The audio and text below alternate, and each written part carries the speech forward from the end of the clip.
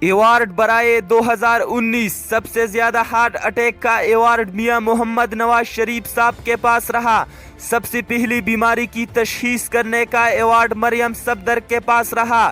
دھرنے کے نام پر سب سے زیادہ ضلالت کمانے کا ایوارڈ مولانا فضل الرحمان کے پاس رہا۔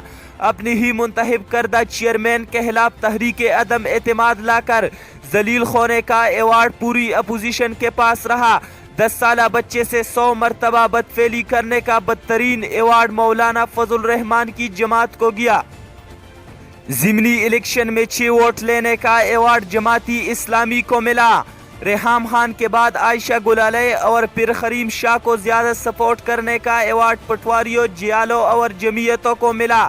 11 روپے مالیت کا شیئر ایک ہفتے میں 75 روپے پر لے جانے کا ایوارڈ خلیل الرحمان کو گیا۔ مختصر ترین مدت میں تجارتی خسارہ کم کرنے کا ایوارڈ تحریک انصاف حکومت کو ملا۔ پاکستان کی تاریخ میں کسی بھی سیاسی جماعت کے کارکنان کو سب سے زیادہ ذلیل و خوار کرنے کا ایوارڈ شک نمبر 6 کو ملا۔ مزید اس طرح ویڈیو دیکھنے کے لیے آپ ہمارے پیج پاکستان چینل کو لائک کیجئے اور اس کے ساتھ یوٹیوب چینل کو بھی سبسکرائب کیجئے تاکہ ہر آنے والی ویڈیو آپ کو آسانی سے مل سکے۔ اپنے میزبان عدنان فراز کو اجازت دیجئے۔